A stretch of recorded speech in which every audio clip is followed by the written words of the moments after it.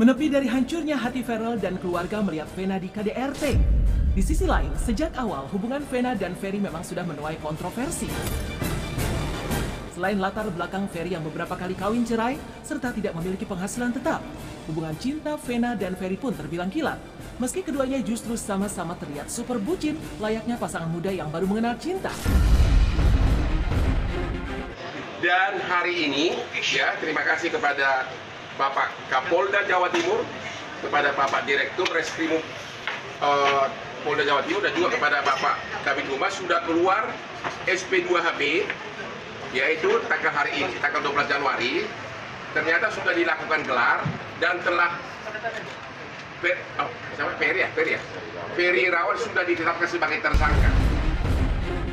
Dan tragisnya, wedding dream Vena yang baru seumur jagung pun harus terkoyak dengan aksi KDRT yang diduga dilakukan sang abi tercinta Ferry Irawan terhadapnya di sebuah hotel di Kediri, Jawa Timur hari Minggu kemarin. Yang menolong dia, tiba-tiba Allah menggerakkan hati aku untuk support dia. Jadi dia nyatainnya berapa hari yang lalu, tiba-tiba aku ngerasa kayaknya he's the one. Mudah-mudahan dia menghormati panggilan kepolisian. Sudah ditetapkan sebagai tersangka. Mbak Vena, itu berarti sejak bulan November atau gimana? Silakan, sejak kapan penderitaannya kau alami? Yang pasti saya ingin mengucapkan terima kasih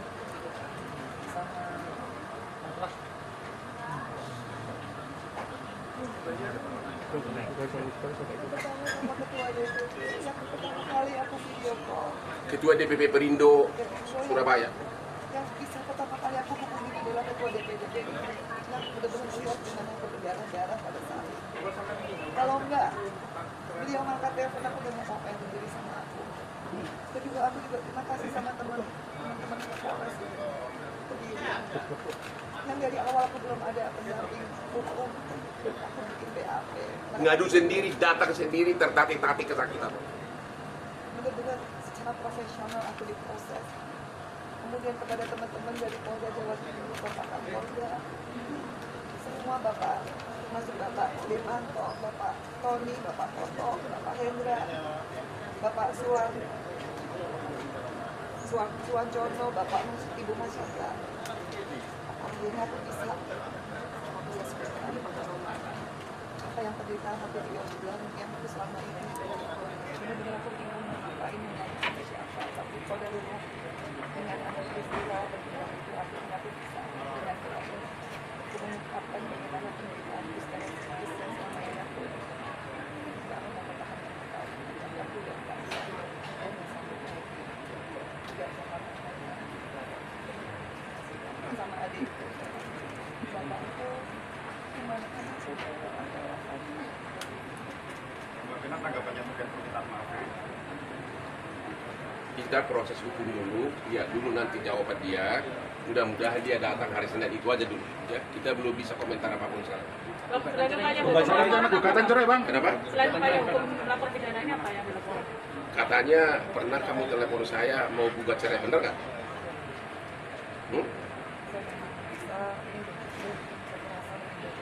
saya cuma fokus sama pekerjaan saya, sama anak saya, dan insya Allah pulang dari Jakarta saya Mbak Vena, apakah mengalami trauma hingga saat ini? saya sangat trauma. Sebenarnya saya sebagai anak kecil saya sudah asal langsung, saya sudah ingin mengakhiri, tapi saya nggak mau karena sebagai perempuan saya selalu ingin mempertahankan hal. Saya selalu ingin mencintai, menghargai suami saya, makanya ke dapur pun saya bawa, tapi saya nggak ingin di dapur saya yang mestinya saya bisa berkarya buat masyarakat. Tapi disitulah saya mengalami KDRT. Disitulah saya sebetulnya merasa ini sudah Allah mengirim saya. Karena kalau tidak pada saat itu saya bisa video call dengan ketua DPD dari Medan dan tidak ceritakan karena live video call itu memperlihatkan bagaimana saya berada. Mungkin pada saat ini saya sudah nggak tahu. Jadi di BAP, Ibu Vena ini cerita bahwa dia sudah stres itu sudah hampir 3 bulan, bukan ya, kini hanya pemicu terbuka borok tersebut. Klimaks dari semuanya. Vena sebelumnya nggak tahu kalau perilaku Saya mau tanya, saya kira kamu cinta pertama, ternyata ini sudah wanita yang keberapa dikawinin? Kak berapa? belum sama. Ya jadi rupanya sudah kamu kayak ada cerai baru kamu dikawin yang keempat. Sudah 4 wanita gitu. Apa keempat itu sebelumnya lakukan sama ya? Keempat itu diperlakukan. Apa pengakuan istri sebelumnya?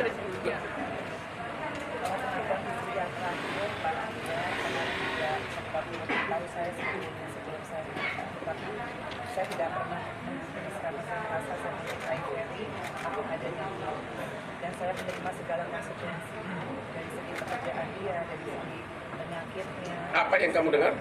Tapi kalau dari terakhir dari istri yang terakhir, Yang keberapa tuh? ketiga, Yang ketiga, ya. dan dia menyebutkan kalau mungkin bisa dilihat dari beberapa tayangan bahwa memang perilaku kasar, verbal, membanting-banting barang, kemudian membanting istri juga itu. Tapi kalau buat saya sekarang, alhamdulillah saya sudah mendapatkan keadilan saya. Saya akan terus berjuang karena saya tidak mau lagi kalau saya aja yang bekerja. Mbak Vena juga berkenan. Jadi saya hanya di sini mencari keadilan. Saya tidak dari perempuan-perempuan di luar sana yang mungkin seperti saya yang mau single mom, kemudian tidak pernah menyangka karena jujur saya melihat Ferry adalah dari hijrahnya dia. Jadi saya pikir masalah dia tidak pernah saya menjadikan saya menurut pada saat itu meskipun ceritanya jelek.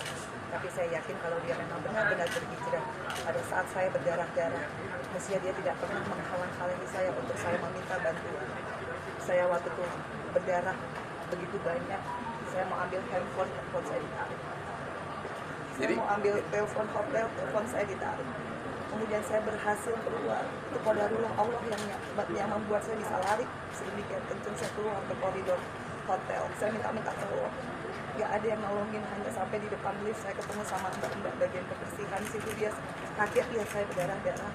Dan memang pada saat itu Ferry menyuruh mbaknya mundur, makanya mbaknya mundur. Tapi sebelum mundur saya udah bilang, mbak tolong panggil polisi, tolong panggil polisi. Habis itu saya kembali ke kamar, saya ingat saya ngambil HP yang salah, yang nggak ada WhatsApp. Kemudian saya ambil WhatsApp lagi, saya telepon saya, kemudian dia dorong lagi saya ke tembok, dan di situ saya natap matanya, saya bilang, ini kamu punya ibu perempuan, kamu punya adik perempuan. Disitulah dia seperti tersadar, pupil matanya berubah. Disitulah saya ada kesempatan ngambil handphone. Kemudian saya asal mencet dan yang kepencet video call, dan Mas Didi itulah ketua DPD Perindo yang bisa melihat darah saya karena dia ngangkat, satu-satunya orang yang ngangkat. Dan disitulah Ferry berhenti nggak menyerang saya lagi, karena kalau dia nyerang kan terbukti ya live kan itu video call. Di situ saya merasa selamat banget. Dan yang bikin saya kecewa adalah begitu petugas hotel datang, ditanya kenapa Pak Ferry, dan Mas Ferry bilang bukan saya melakukan. Di situ saya kecewa. Sebagai seorang perempuan, anggaplah suami kilaf. Tapi kalau dia sayang sama istrinya, dia melihat istrinya berdarah-darah, dia tidak akan menghalang-halangi. Kalaupun dia minta tolong ambulans ke dokter, tapi di sini saya dihalang-halangi. Dan saya ingat benar, begitu polisi datang, ditanya kembali Pak Ferry ada apa ini, dia masih bilang bukan saya. Saya tidak tahu apa-apa di situ. Rasanya saya sebagai istri sudah cukup bahwa dia bisa berbohong, dia bisa memanipulasi semua orang dengan alibi-alibi dia. Dan di situ saya merasa sudah saya ingin cerai karena saya nggak ada yang saya pegang lagi. Kalau seorang imam sudah bisa berbohong, dia tidak punya prinsip dalam hidupnya, apa yang saya bisa pertahankan. Kecuali saya mencari keadilan di sini di kepolisian. Kecuali saya juga melindungi karena saya nggak mau mati konyol. Dan kecuali saya harus benar-benar bisa memberikan satu pembelajaran bahwa perempuan harus apapun itu sesedih apapun. Itu sudah jadi komitmen saya. Terus ini banyak wartawan nanya ke saya, apa sih penyebabnya? Jadi tolong klarifikasi, apakah benar penyebab pertengkaran itu belakangan ini terutama dia tidak bisa kasih nafkah, dan walaupun tidak kasih nafkah tapi masih ya sangat sering minta hubungan apa itu namanya itu? Apa kurang ngerti hubungan apa itu? Ya. Terus juga mulai cemburu gara-gara dia sudah mau ikut terjun ke politik karena bakal ketemu cowok-cowok yang pakai berlian seperti Hotman gitu ya. Apakah itu? Jadi ada rasa cemburu dan juga dalam keadaan kamu stres sudah begitu tapi masih tetap mau dong mah gitu ya. Ya, jadi sebetulnya 3 3 bulan terakhir saya memutuskan kembali ke dunia politik. Ya. Dan disitulah pemicu cemburunya berlebihan. Seperti saya telepon ketua DPD, which is itu laki, dibilang saya tidak ngerti marwahnya sebagai istri, mestinya saya menelpon. Tapi saya selalu bilang nggak mungkin, karena ini dapil saya. Tentunya saya yang paling tahu bagaimana saya mengkoordinir struktur partai saya. Itu menjadi pemicu. Itu yang terjadi di tanggal 8, di mana pada saat saya mau beraktivitas, saya masih mau bekerja untuk rakyat, bukan saya melakukan hal yang negatif. Tapi beberapa jam sebelumnya saya selalu diganggu hanya urusan saya tidak bisa melayani masalah hubungan suami istri. Gimana? Aku diganggu gimana? Jadi diganggunya memang Diminta gitu. pada perjalanan Jakarta ke Didi 12 jam itu Ya. memang dia sudah menimai bahwa saya minta pacaran. Tapi saya bilang Arti pacaran apa tuh? hubungan suami istri. Oh. Tapi saya sudah bilang sudah 3 bulan terakhir ini dari 9 bulan perkawinan saya sudah tertekan, makanya saya asam lambung. Saya berangkat itu dalam keadaan saya asam lambung, saya muntah-muntah nggak bisa makan. Saya bilang iya Bi, kalau saya sehat pasti saya iya. Tapi nggak taunya begitu sampai di Kediri jam 9:30 saya ketiduran karena saya minum obat lambung. Jam 3 memang itu dia berusaha lah Untuk untuk melakukan hubungan itu. suami istri lagi. Tapi saya kan nggak mau, saya tarik lagi karena saya mau kerja besok pagi saya udah janji ke Tulung Agung dengan teman-teman struktur dari masyarakat. Akhirnya saya tarik lagi, pokoknya jam 6 pagi saya bangun, saya dikirim link. Kan begitu, kalau nggak keturutan, ada link-link saya mungkin dulu nggak berhijab pakai baju olahraga, itu disindir lah, inilah dosa jariah, perempuan harusnya nggak begini. Saya terganggu, itu sudah sering kali. Saya bilang, apalagi, itu kan saya belum berhijab. Sekarang saya sudah berhijab, nggak mungkin saya melakukan itu, akhirnya kita ribut. Debat, kita ribut. Akhirnya itu, dia towel semua organ-organ saya, dan dia kasar lah, dia bilang, saya hanya cuma mau ini, dia susah banget. Ya udah begitu memang. Hanya saya bilang, saya mau kerja, hanya kita ribut sampai akhirnya dia meluk. Dia kan kalau saya sudah speak up, saya bilang saya harus kerja, dia meluk. Oke, saya minta maaf. Habis itu jam 7 saya lagi dandan. Dia minta lagi? Bukan, ada lagi. Saya tutup pintu kamar mandi karena saya mual. Dia kan lagi buang air besar, saya mual. Saya tutup, marah lagi. Kenapa tutup pintu? Makanya saya di rumah kamu juga nggak berani ke WC yang sama karena kamu tuh gini, kamu bau tadi saya. Ya pokoknya hal kecil. Ya saya merasa udah capek, saya ini hanya mau kerja.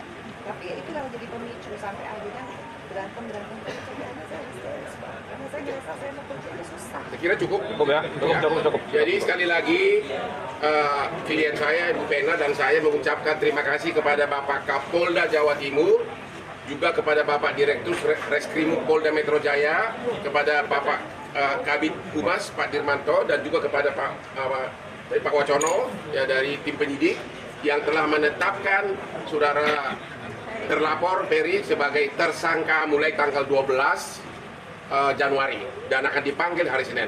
Cukup sekian ya. Terima kasih.